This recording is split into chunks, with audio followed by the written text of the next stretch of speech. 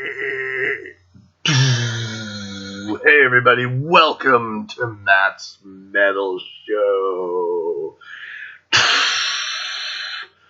Today we're going to be talking about Ratt. Ratt, R-A-T-T, Ratt and Roll, the Ratt Gang. It's your neck from this Ratt Gang, 'cause you're a wanted man. Ratt. Wow. What do we say about Ratt? Ratt started out basically Stephen Pearcy's band. A lot of people kind of confuse and think that it was Robin Crosby's band.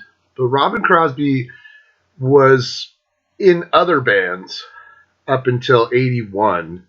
And then in late 81, Robin Crosby joined Ratt. Mostly San Diego based. Stephen Pearcy wasn't from San Diego, but he lived here. Robin Crosby grew up in La Jolla. His dad was a teacher at like La Jolla High School. Wrote a bunch of books about like San Diego and stuff. Warren DeMartini is from La Jolla. Jakey Lee was in Ratt in 81 when they were called Mickey Ratt. Mickey Ratt started out in about 1976. And they were other names, like I think it was Crystal Pistol. And then they finally settled on Mickey Ratt, which was not a cool name, but and over the years, before they got a recording contract, they did record like a single that they used to hand out in Hollywood. And it was Dr. Rock and Driving on E in 1980. And then they were on the Metal Massacre, like the first Metal Massacre, the one with Metallica. And like, I think later on it was removed, but with Steeler and Hit the Lights from Metallica, their early version of Metallica. And it was the early version of Ratt. And they did Tell the World, Tell the World, Tell the World. I'm moving on. Then in like late 81, they got Robin Crosby. Jakey Lee left the band, and he suggested Warren DeMartini. And so I guess Warren DeMartini was going to college down here in San Diego, and they moved up to LA because LA was where it was happening. And I think he went up there, he played with them for a while, and then he came back down because he was like, well, I don't really want to, like, ditch college for this band that's, like, really that doing nothing but playing clubs. And then some guy from the Bullet Boys, like, replaced him for a little bit. And it was the Bullet Boys, so I don't really give a fuck who that guy is. I'll put his name. And then Warren rejoined, and they finally in like 82, I think, or maybe late 82, they recorded the Ratt EP. Well, it was in 83. 83! And it had... And that was the solidification of the classic Ratt lineup. And they got bass player Juan Cruce, or I know Bobby Blotzer calls him Crucifer. I was watching an interview with him, and he calls him Crucifer because he hates his guts. But that was the solid classic lineup. 83, they came out with the EP, and it sold like 100,000 copies. It was on this little label called Time Coast Music or something. It was their manager or some shit, and they actually sold 100,000 copies, and then they fucking got signed by Atlantic. So, and then the ball started rolling. So you had Stephen Pearcy, you had Robin Crosby, Warren DeMartini, Juan Crucier, and Bobby Blotzer. That was the 5 guys in fucking Ratt.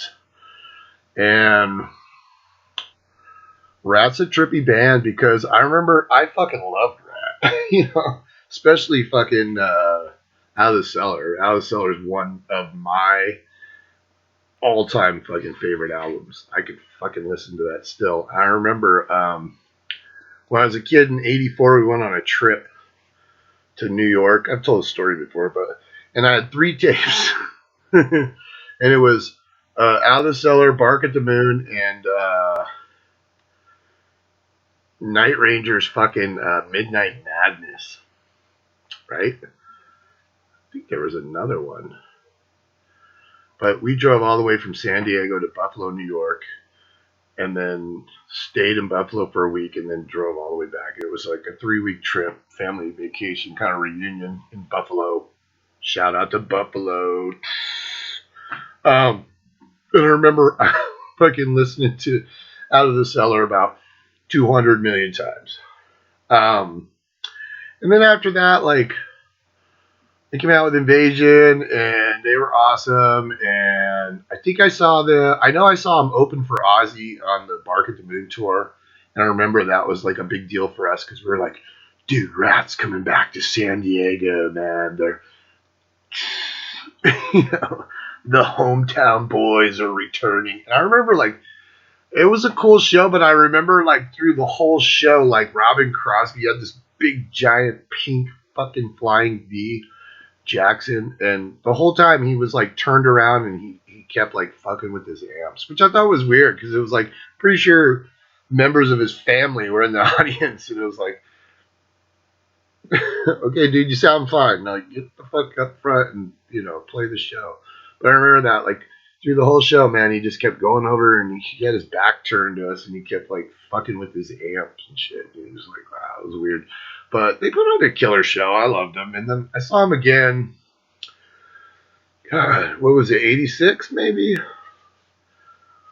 It was on it was New Year's Eve in San Diego. They put on a fucking New Year's Eve show. By that time, they're all coked out of their fucking skulls and shit. That was the problem with Ratt. If you watch like behind the music and stuff, it's like Ratt was this band that were around forever, really. I mean, 77 to like 83, really. I mean, they got signed in like 84. So a lot of years. The classic lineup was probably 81 on. 81 and 82 on was the classic lineup, the official, actual Ratt lineup that recorded the albums. And then they started hitting. Round and Round came out on fucking MTV, and it was huge. That Milton Berle in it because their manager was his nephew, whatever his name is, something Berle. So they have Milton Berle in the videos. And it was huge. And fucking Out of the Cellar went 3 times platinum. And they were rolling. But the only problem is these guys were, a bunch of party guys. There's like reports of them where they were like saving women's underwear and all these weird things that get thrown up on stage, and they would keep it in their tour bus. And one of the guys was saying their tour bus just smelled funky. But it was all about chicks and drugs and booze. Motley Crue was fucking, the band that was so terrible, but these guys were doing mountains of cocaine. And then it all started to kind of unravel, and it unraveled quickly. Unfortunately for Ratt, for me, like when I'm listening to their discography, there's 9 albums in their discography. One of them is a weird album, and we'll get over that. But you can see this like fucking rise, plateau, and then just dropped off the fucking face of the earth. But it's weird because even in their total turmoil of them fucking being coked out of their skulls and thinking they were awesome, there were still at least 1 or 2 or 3 really good fucking songs on their albums. Towards the end, at least of the classic era when Robin was still alive, because Robin Crosby's dead, we all know that. They were, Desmond Child came in to try and save them because, Atlantic Records was like, dude, You had a triple platinum album, and then you had a double, and then it just started dwindling away like real quick. And the problem with Ratt was just if you listen to their albums, you listen to Tell the World, which is just basically a demo. Sounds very demo-y. I know they spruced it up a little bit and put it back out like Atlantic did, but it still sounds. It's a cool album, and I like it, and it's pretty high on my list. But after that, like when you listen to Out of the Cellar, it was a varied album. It was about a lot of different things. Unfortunately, that window kind of like started sewing up for them, and then basically like past a certain point, like every fucking song was about a chick. Like Stephen Piercy, and just could write fucking songs about chicks, and you're like, that was the problem with like the creative side of Ratt was like, it's cool that you sing these chick songs. Like if you listen to Out of the Cellar, it's like it's cool. Like she wants money, and like there's certain songs where you're like, oh, that's cool. But then there was also other songs, lack of communication and fucking Wanted Man and shit like that, round and round, you know. What comes around goes around. I'll tell you why. I mean, that was about a chick, but it wasn't overtly just about like, oh, I want to bang you. But really quickly, the ideas faded. Could have been all the drugs they were doing. I don't know. Or it just could have been a band that had a really short shelf life, maybe. Because a lot of these bands that got huge, they did a great album, and then they kind of ran out of ideas. And Ratt is like really high on that list of just bands that kind of ran. They remind me a little bit of Wasp. You know, you listen to all the Wasp albums, and you're like, those first couple were so amazing. And then they just kept doing the same shit, you know, just try and be shocking. Well, with Ratt, it was like, sing a song about a fucking chick. It's like Stephen Piercy, you know, you can watch Behind the Music and all that shit and see what a douchebag he was. It's totally just like, oh, dude, I'm just banging chicks. That's all I'm doing, yeah. He's got like kids and shit now. Can you imagine that guy being your dad? You ever seen him like roll out? Where I was watching that one where he came out, and I guess he was like twacked out on painkillers because he had like hip problems or some shit like that, and he was like totally just like mumbling and saying crazy shit, and everybody was like, "What the fuck?"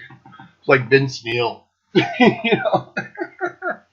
Anyways, we're gonna go over the Ratt discography. Like I said, man, I have a place in my heart for them, the San Diego boys, right?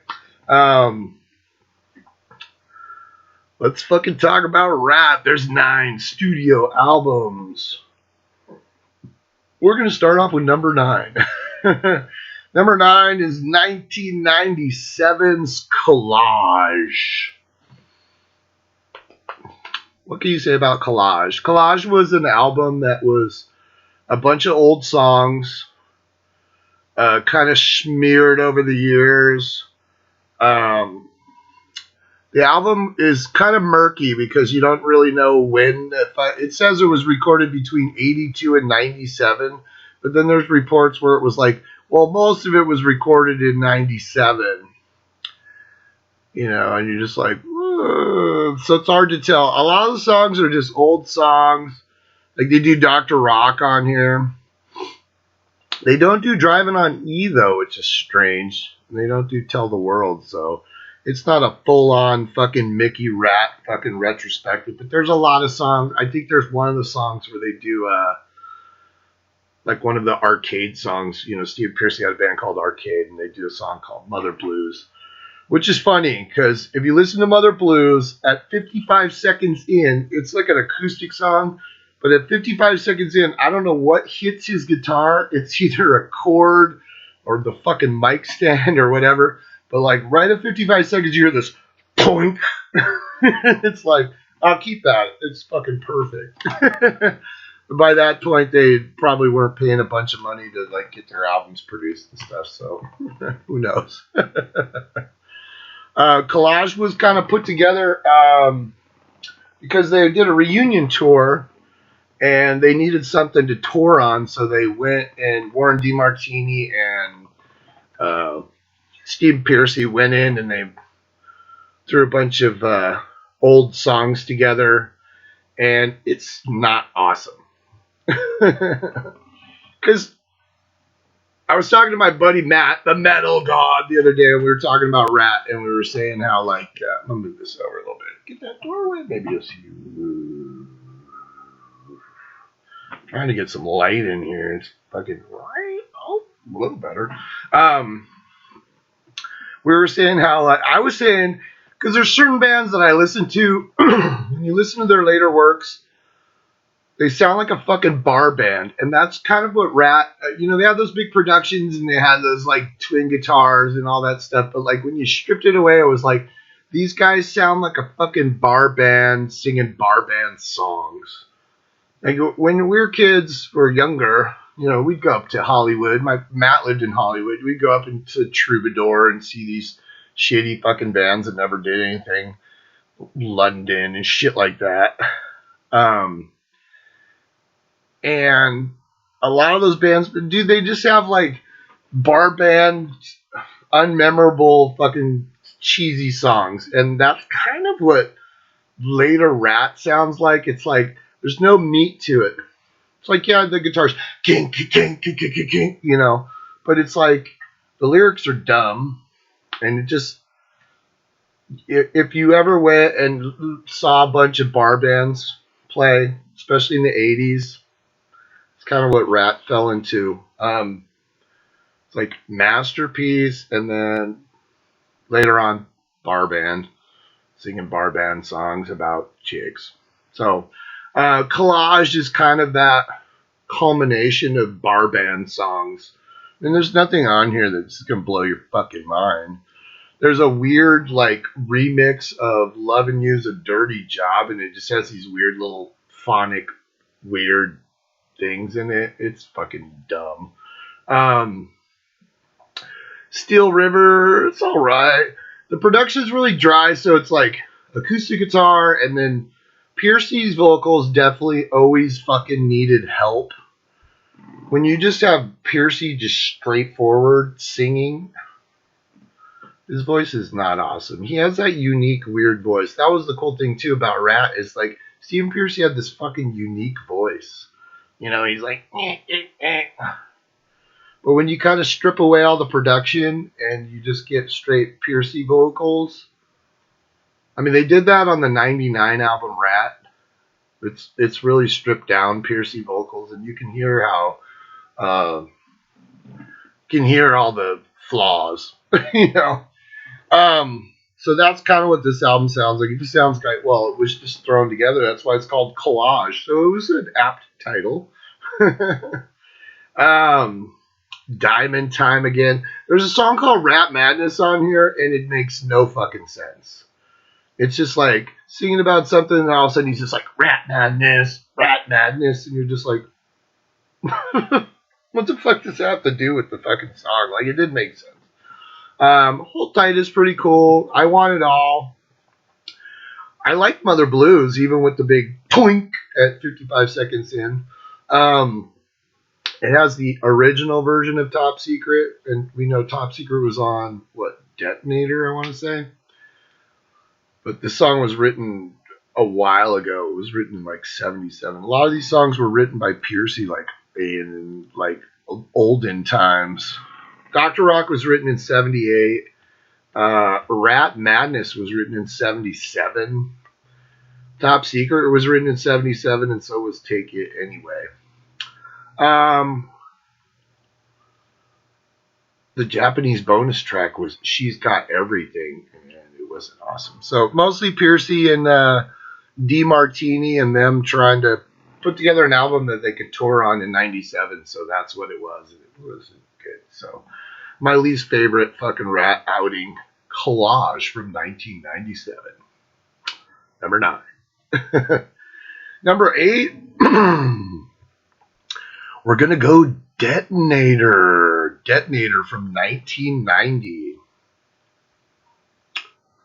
The one thing about Detonator that people forget about, like if you watch MTV Unplugged, the Ratt, and I'm pretty sure it's on YouTube. The one thing that that I always forget, and then today I kind of remembered. Watched MTV Unplugged with Ratt, and Michael Schenker is in Ratt. Long-haired Michael Schenker sitting up there playing an acoustic guitar was in Ratt, and he was the replacement for Robin Crosby.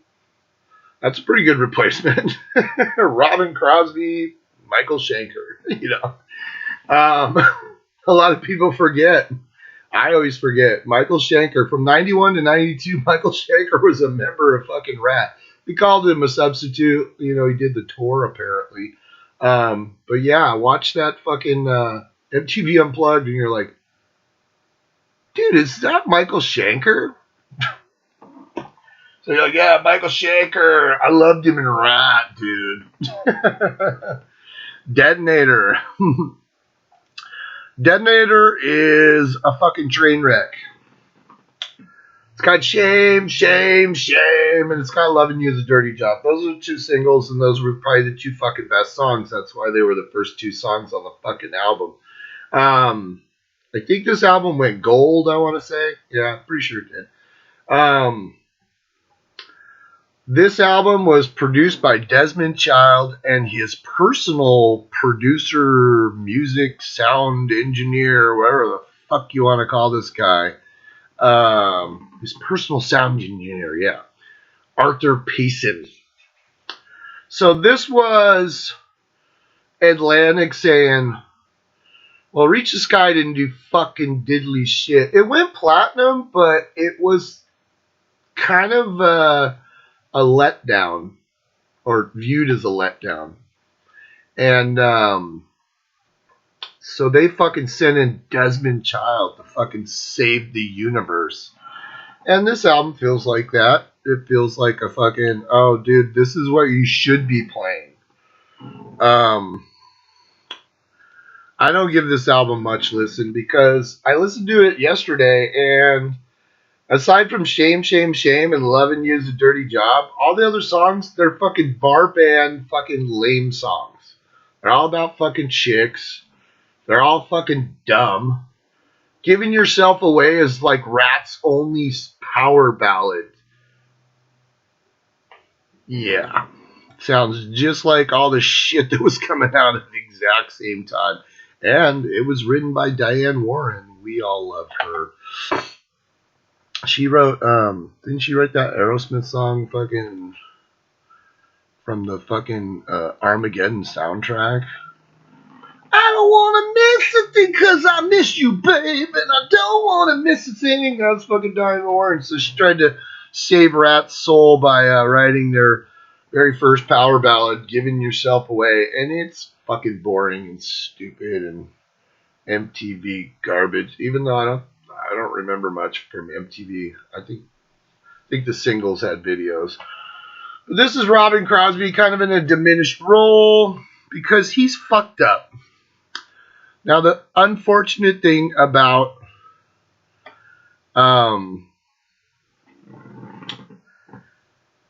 Robin Crosby, did he write any songs on here? He wrote 2 songs. He wrote All or Nothing and Can't Wait on Love. The whole fucking band did. And then Desmond Child helped out too. So, Robin Crosby wrote a lot of fucking Ratt songs. A lot. You could see him slathered all over. And that's kind of how he felt that Ratt was kind of his band. Because really they were, even though it was Stephen Pearcy's band in the beginning, they weren't successful. They didn't have a record deal. But once Robin Crosby did get in there, and Warren DeMartini and all those other guys, Juan Croucier, who wrote a lot of their hits as well, once they got in there, that was the true Ratt. So you could really say, was it Robin Crosby's band? Yeah, it was. Because, dude, he wrote a lot of the fucking songs. He wrote way more songs than Warren DeMartini did. But by this time, dude, he was a fucking wreck, dude. He was fucking doing so many drugs, and he was fucked up. Big, giant guitar guy. Well, not guitar guy, but he was, Robin Crosby, blonde hair, and he's 6'5", he's this huge motherfucker. And, but dude, he was the one out of all the guys in the band that took the drugs to the next level, fucking heroin, and just he was a fucking wreck, dude, just drinking himself. If you watch Behind the Music, you can kind of see, he ended up contracting HIV. Then it turned into full blown AIDS, and he ended up fucking. Everybody thought he died from AIDS, but he didn't. He actually fucking dosed himself with fucking heroin, OD'd himself. Some people think it was a suicide, but he's gone. So it was a sad story. But that was the 80s, man. And these guys, dude, when you were on the road and they were just handing you fucking bags of cocaine and whatever the fuck, and some people could handle it and some people could not. And Robin Crosby was one of those people where it was fucking too much for him and he just couldn't get a fucking handle on it and he just went full blown. So, and this album, he was kind of in a diminished role. And that's kind of why Michael Schenker ended up in the fucking band, because they were doing practicing to go out on the tour for this, and he just couldn't fucking play anymore. He was just fucking gone. So they booted him. And I remember watching the interview with him on the Behind the Music where he was like, to get kicked out of your own band, something that you created. And for all intents and purposes, he was right. I mean, Robin Crosby did create the successful version of fucking Ratt. I mean, Stephen Pearcy's band, he's the one that started it and went through all the Mickey Ratt shit. But like Robin Crosby, when he came in 81, like late 81, that's when he started writing songs. And he could write fucking songs, man.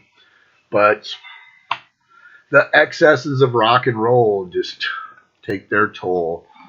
It's got songs like Heads I Win, Tails You Lose, Scratch That Itch, One Step Away. This is all bullshit. It is. It really is. I listened to this like yesterday and I was just like, this is such a shitty album. Like I said, it's got the two singles that were pretty successful, and then it's just got a bunch of fucking bar band songs singing about fucking chicks. And the Diane Warren song where it's all majestic and trying to be poison. That's number 8, Detonator from 1990. And this would mark the end of the recording era of the original Ratt. Robin Crosby's last recording with them. So, boom. Number 7, we're going to go Reach for the Sky from 1988.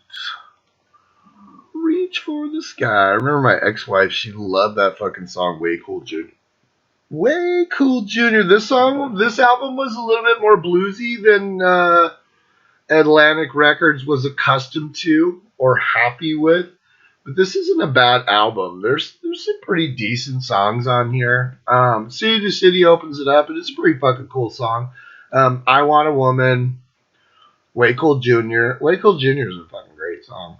And then it just kind of goes into that.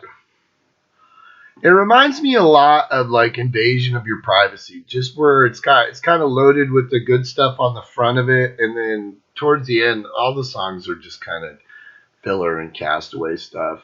Nothing terrible, but at the same time, nothing amazing. Don't Bite the Hand That Feeds. I Want to Love You Tonight. Chain Reaction. Like, this was a cool album, but I remember, like, I'm pretty sure they canceled the tour on this. It wasn't successful. The album did go platinum, but, like, for some reason, like, they couldn't garner, like, enough attention to get an arena tour going or staying alive. Because that was expensive, man. When you had an arena tour where you were the headliner, you paid all the bills, man. You paid for the people and the lighting and the stage and renting the halls and doing all that shit. And if you if you weren't selling enough tickets, man, you were taking a fucking bath. And I think that's what happened on this album. It's like the album was doing all right, but people weren't coming to the shows. And they fucking cut the tour short because they were like, fucking losing money. So, like I said, it was kind of a more bluesy rock album than it was that typical fucking Ratt kind of glam metal. The glam metal.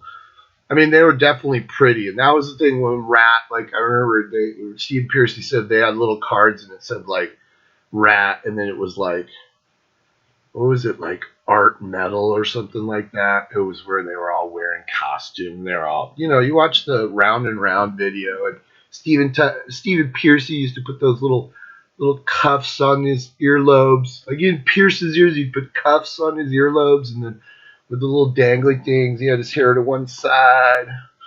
And they were all, they all had bandanas and fucking outfits and shit. And Juan Croucier would be doing all his little moves. They were definitely like a band that like put some thought into their stage show. But now you watch it, and you're just like, they're goofy, just trying to look cool for the chicks, and they were, and that's what happened. Is like the chicks and the drugs, and if you go into a band just making music because you want to make music, you probably survive. But if you go into a band just trying to get a bunch of chicks and a bunch of drugs, after a while that shit kind of goes. You want to fuck some skanky bitch in like Iowa.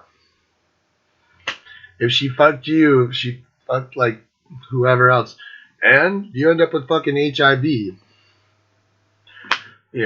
So do the math, man. Was it worth it? Robin Crosby said, "Don't cry at my funeral. I've lived the fucking life of 10 men. I've fucking lived all my dreams." So he had no reservations about what he had done and what had happened to him. He wasn't asking people to be, pity him. He did. He fucking had a great fucking time. It ended badly, but in those intervening years, fucking A, man, lived the life of a fucking rock star. So, yeah, Reach for the Sky. It's a cool album. I don't hate it.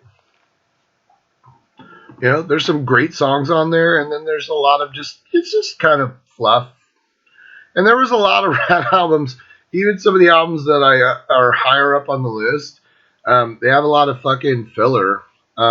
Sometimes it's fun filler, but most of the time it's kind of empty-headed, All right, number 6, we're going to go 1990. People hate this album, I don't know why, but 1999's Ratt, the self-titled album, their new album deal with Sony.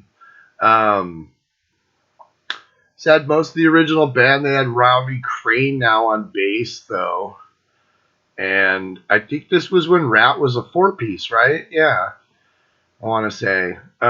So no second guitar player, it was just Warren. There's a song on here called Dead Reckoning, and I fucking love that song. So that's why it's kind of high up on the list. The opening track, Over the Edge, is pretty fucking cool, and so is Live for Today. Those are cool songs, man. They sound good. This has kind of a dry production, and this is like I was saying, when there's not a lot of effects on Piercy's voice, you kind of hear how weird it actually sounds when it's just dry and straightforward. So that might have detracted people from listening to this album, because I don't really think it did anything. Did it? Let's check it out. I'm pretty sure it did not. It did not. It did nothing. A lot of people had their hands in these songs. Jack Russell, sang, or didn't sing, but he wrote some songs for them from Great White. Jack Russell. Taylor Rhodes. Jack Blades from fucking Night Ranger. Richie Zito. Mark Hudson. Like, there's a lot of people. Like, this seemed to be like Sony picked them up. It actually came out on Portrait, but it was a fucking Sony company. So they picked Ratt back up, and I think they had aspirations of like reviving them, because it was almost 2000 and people were getting nostalgic from the 80s. So they were like, dude, we can make some money off these guys. Maybe like we could fucking get them a bunch of help and maybe resurrect the Ratt ship. No, it did not happen. But there's some cool songs. This is a solid album. It's pretty, it's Ratt. Got Tug of War on it. It's alright. Lovesick. It's alright. It ain't easy. I mean, after a while, though, like on this album, Piercy's voice does fucking start to get like nails on a fucking chalkboard. But I fucking love Dead Reckoning. I don't know. It's Dead Reckoning. It's such a fucking good song.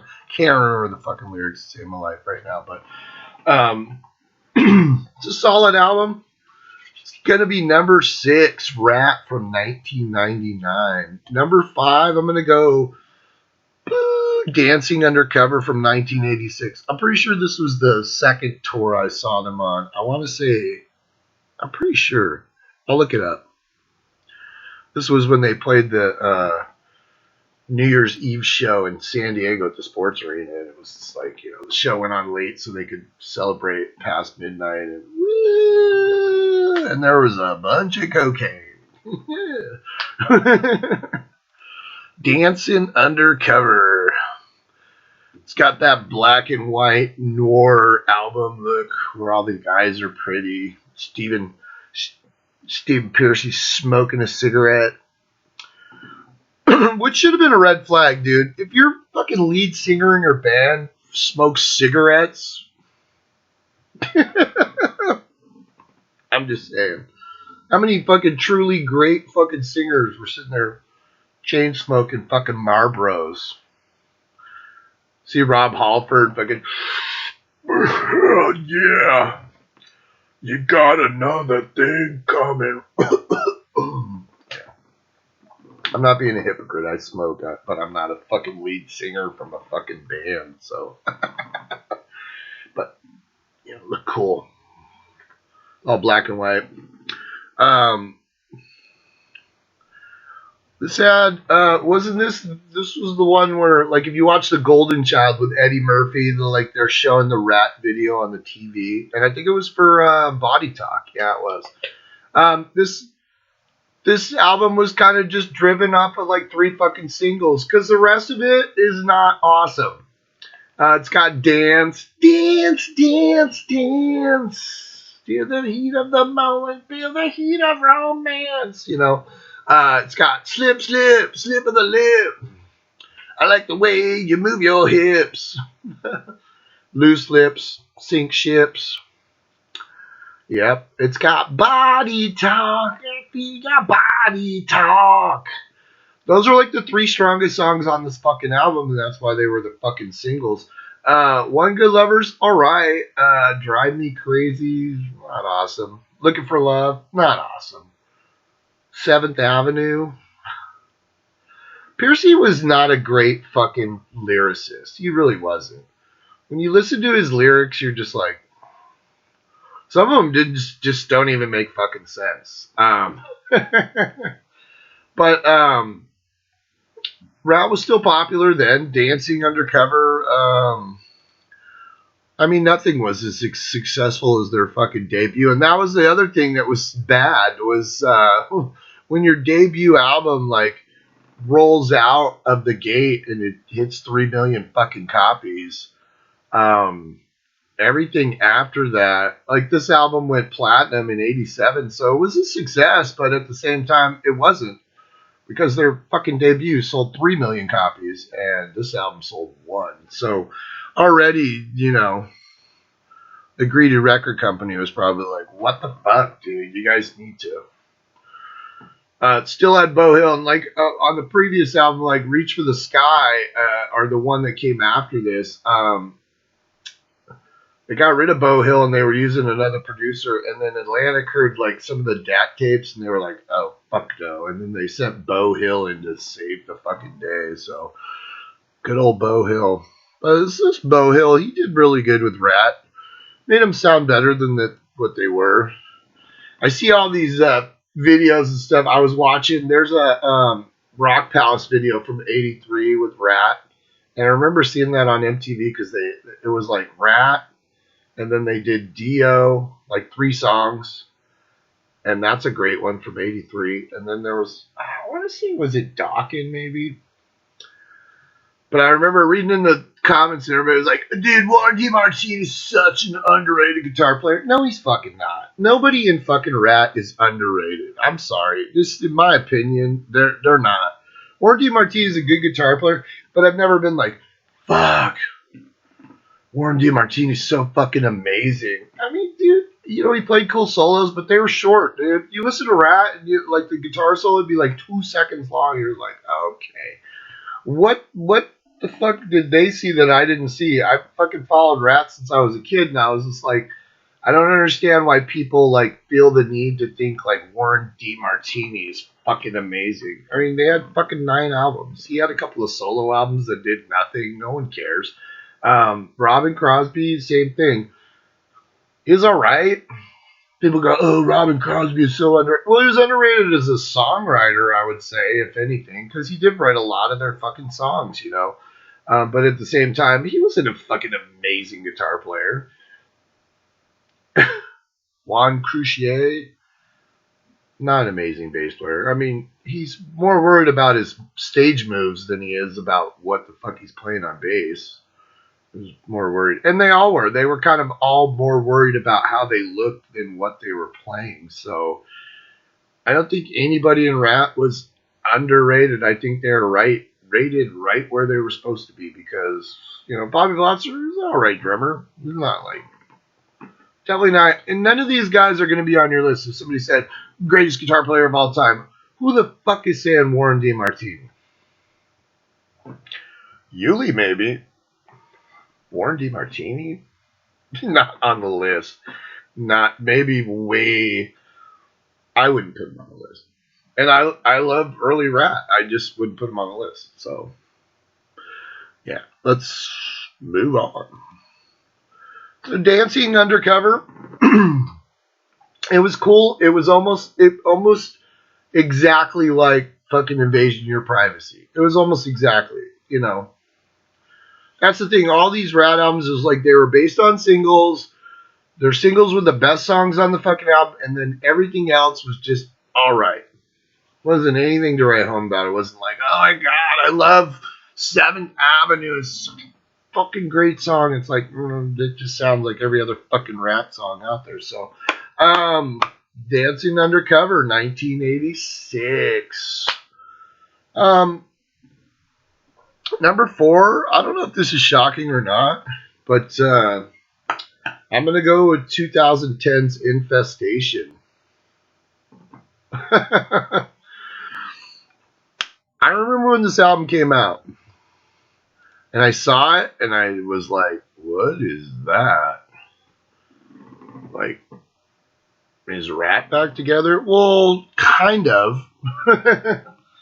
In the band, you got Stephen Pearcy, Warren DeMartini, Carlos Cavazzo from Quiet Riot is in the band now. Robbie Crane's still on bass from the 99 era.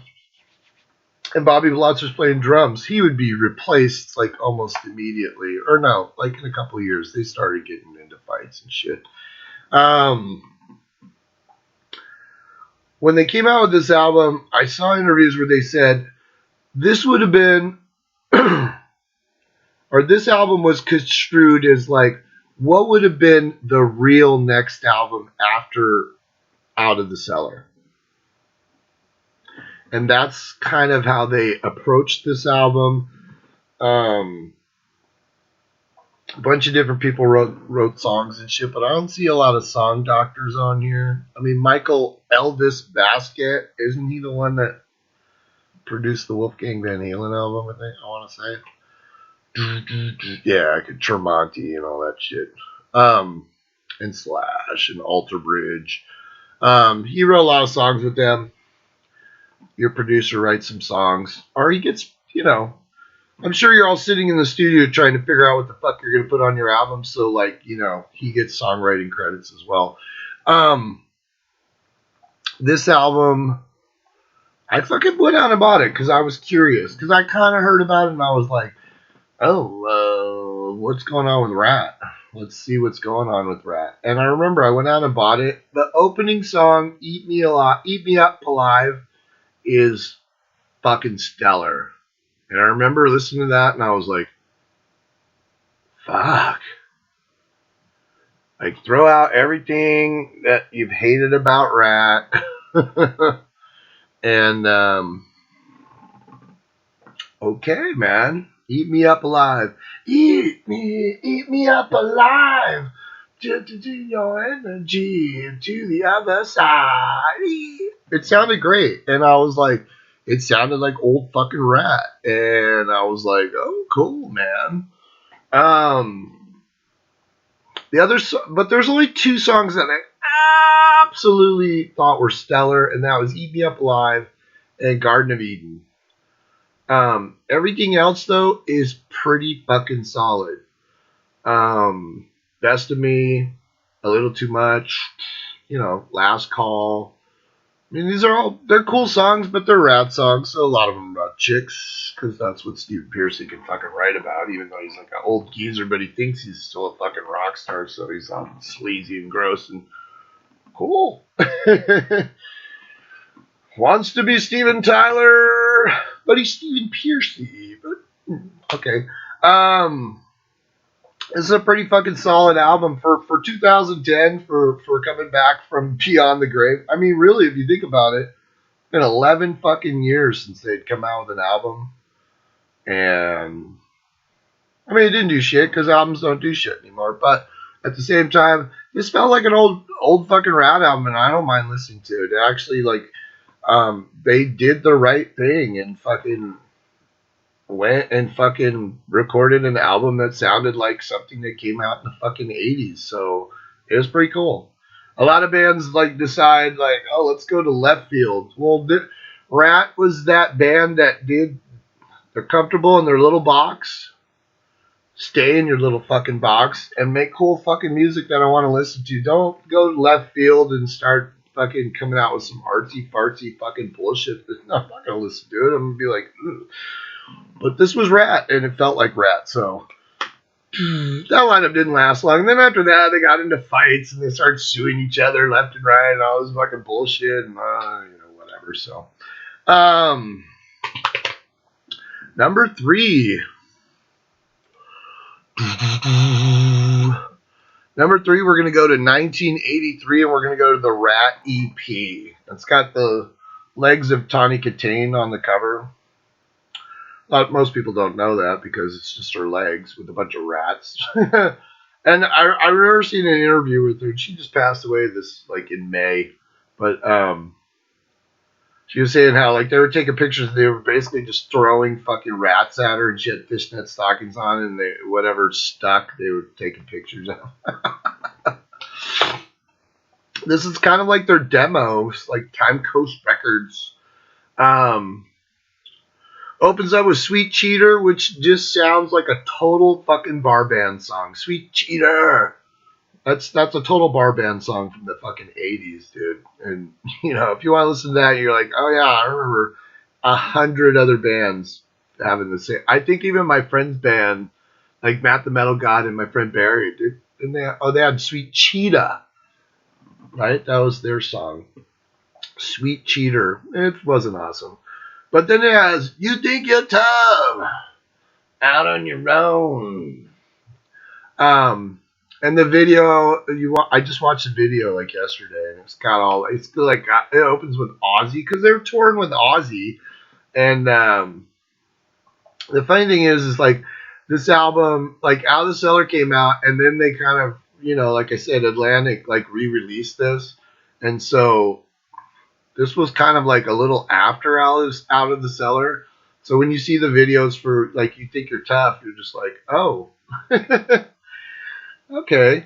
It's got like Jake E. Lee. It's got Motley Crue in it. It's got like a bunch of their little rock star friends in it. It's pretty cool. It's kind of fun. But that's a cool song. You Think You're Tough. You Got It. Not awesome. Tell the World. That's a cool song. It's got the original version of Back for More, where it's got more of the acoustic kind of stuff in it. And that's a cool fucking song. And then they do Walking the Dog from Rufus Thomas. I don't know if that was their nod to Aerosmith or not. I didn't really ever get the vibe that these guys were hugely into Aerosmith. So, but that's all right. It's a cool song. But for what it was, a little 6-song EP, it sold 100,000 copies and got him a fucking record contract. So it was pretty fucking cool. For 1983, this was fucking cool, man. It was like LA fucking glam rock. What'd they call them? I can't remember what they called them. They called them like art rock or some shit like that, where they were pretty, you know. It was before hair metal. MTV metal was before that, so yeah. But yeah, the Ratt EP is going to be number 3. Number 2, I'm going to go Invasion of Your Privacy from 1985. Got that chick on the cover. I think Robin Crosby married that chick, didn't he? Or some shit like that. Or he dated her. That was when Tawny Katane was out and fucking this chick from Playboy was in. So, it's got fucking "You're in Love." You take the midnight subway train. You're calling all the shots. You're struck by lightning. You're in love.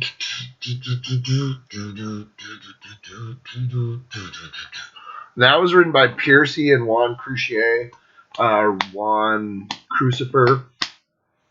That's a fucking great song. And then Lay It Down. That was the other one. You remember the little fucking weird video with the clown guy with the little kid? You know, and he was like, and it was supposed to be like Stephen Piercy or something. I don't know. The only problem that I have with Lay It Down is the little phone conversation that Stephen Piercy does, because it doesn't fucking make sense. He's like, yeah. He's he just sounds like a creeper. I lost my train of thought, so fuck. But anyways, lay it down. Lay it down. Lay it down. I listened to this album like a billion fucking times. But I always felt a little empty. Dude, when I would listen out of the Cellar, I was like, yeah. This album, I remember listening to it like a fucking shit ton of times. And I was searching for that love that I had for fucking Out of the Cellar. I was searching for it. But there's a lot of fucking just songs about chicks on here. So, You're in Love is fucking genius. Lay It Down is fucking genius. What You Give is What You Get. That's a fucking great song too. Everything else is cool, but you're one step closer to my heart. You know, closer to my heart. Dangerous, but worth the risk. You should know by now. You should know by now. Between the Eyes. Like, this was a solid album for them, but it paled in comparison to, obviously, my number 1 is going to be the debut LP from Ratt, 1984, Out of the Cellar. And like I said, I took this on a trip when I was fucking 14, and I fucking ate this fucking album up. It's still one of my all-time fucking favorite albums. It really is. It's fucking genius. And that was the thing, man. Ratt was fucking living on the legacy of their fucking debut being fucking stunning, and it was. It was fucking great. I still can fucking put on this album and find excitement about it. It's fucking opens up with Wanted Man. It's your neck from this Ratt gang. It's got You're in Trouble. And what you going through. It's got fucking the huge Round and Round. What comes around goes around. I'll tell you why. It's got In Your Direction. It's got She Wants Money. She Wants Money, which is fucking great. Where he's all, I try to tell her I don't have no cash. She looks at me and starts to laugh. You gotta know, you gotta go, or some shit like that. It's fucking weird. It's got Lack of Communication. It's got Back for More, which is fucking, because you're back. You're back. Oh, watch the video where like Nikki Sixx and Tommy Lee pull they're like cops. They just pull out guns and then they arrest Bobby Blotzer, and like Robin Crosby just drives off in his fucking Mercedes. It's fucking hilarious. It's got Morning After. The Morning After. It's got I'm Insane. Well, I'm insane. And it's got Scene of the Crime. This fucking album is fucking flawless. I fucking love this album. I listen to this album fucking over and over and over. And to this day, man, I can fucking still pop on this fucking album and fucking love the shit out of it. It's fucking great. But unfortunately for Ratt, man, this was their like magnum opus. And everything after this was kind of lesser. And then as the drugs and the chicks and the band squabbles started to pull them apart, there was a band that just rose up finally. You know, they've been around, like I said, since like 77 in one incarnation or another. They had a bunch of guys, especially in the early days. You had Dave Alford on drums. You had Matt Thor on bass. You had a lot of guys from fucking Rough Cut. Chris Hagar was a guitar player. Jakey Lee. You know, there's a bunch of fucking revolving door. And then they finally solidified in 81, 82. They finally solidified into that one fucking core band, those 5 guys. And until Robert Crosby fucking crashed and burned on Detonator, they were the same fucking 5 guys. And they were fucking good, but they were losing steam quickly because they just had way too many fucking outside influences fucking ruling their shit. And that's the thing, man. It's like, dude, you can party and party and party and party, but if you don't sit down and do your fucking homework and become good songwriters and shit like that, well, you're not going to fucking last very long. And they learned that lesson. You know, and you could try and resuscitate them and bring in fucking Desmond Child and Arthur Payson and try and resuscitate their career, but dude, there's a point where it was like too late, you know, because it was like, if you would have had 1 or 2 or 3 albums like fucking Out of the Cellar that just cemented you as this fucking amazing band, then maybe it was salvageable, but you really didn't. You had Out of the Cellar, which was fucking phenomenal. You had Invasion of Your Privacy, which was really fucking good.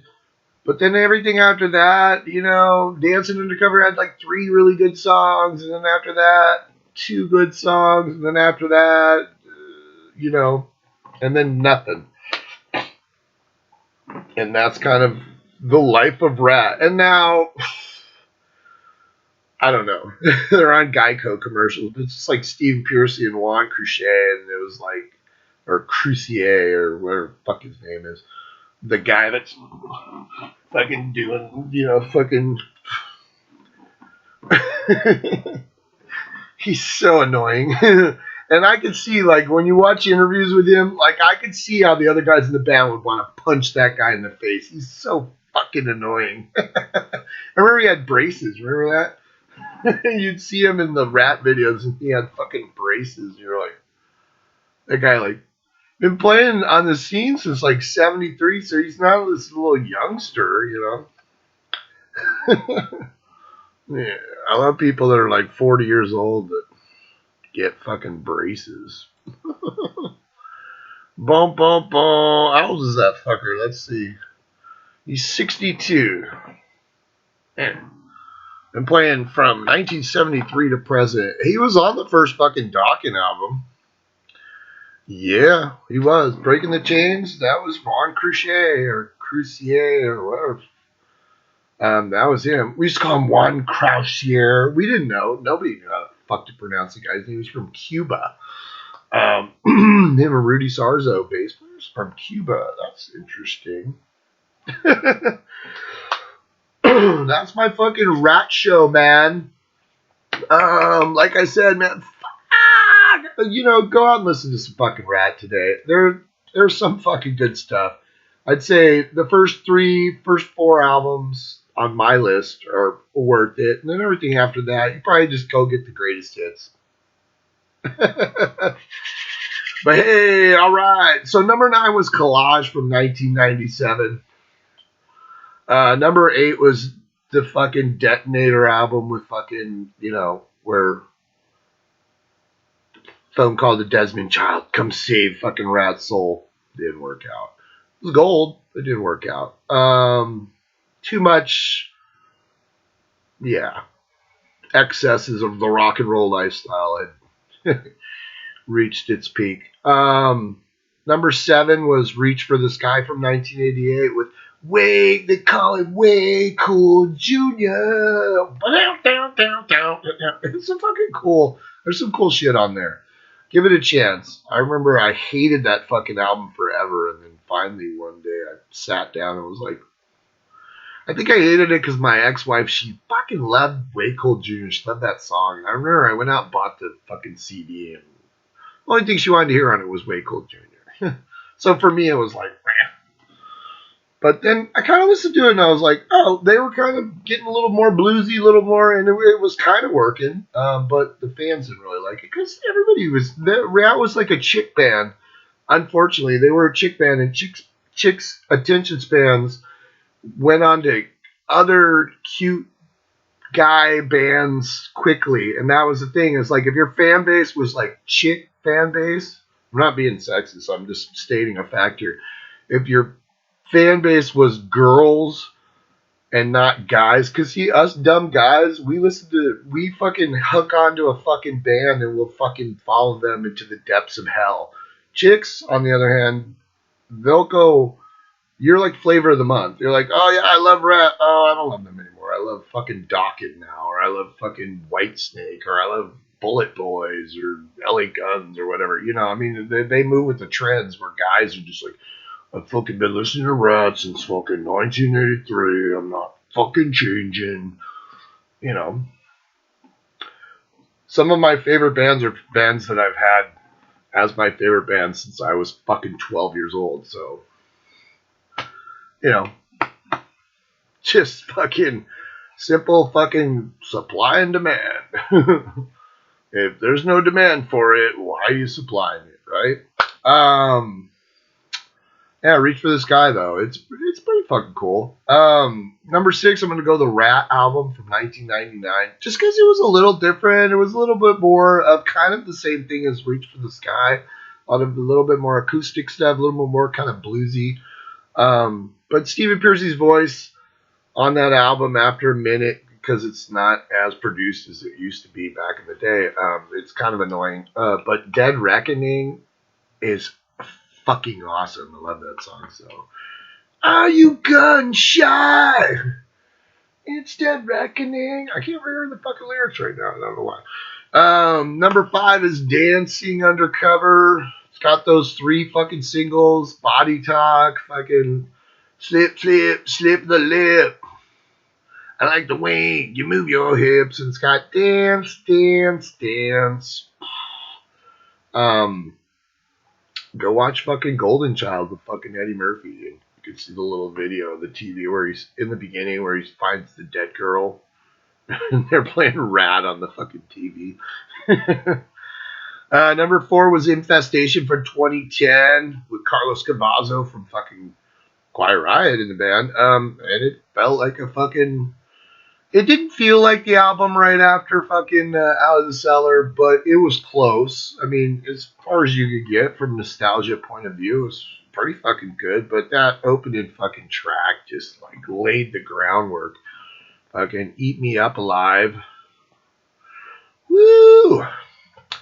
Number 3, you're going to go with the EP from 1983. Tawny Kitane's legs covered in rats. Would tell the world, I'm moving on. And you think you're tough. Number 2 was Invasion of Your Privacy with You're in Love. You take the midnight subway train. You're calling all the shots. You're struck by lightning. You're in love. And number 1, one of my all-time favorite albums ever, Out of the Cellar, 1984. So fucking good. There's not a fucking song on there that I don't fucking love. So that's my fucking Ratt show. Everybody fucking stay metal. Yeah.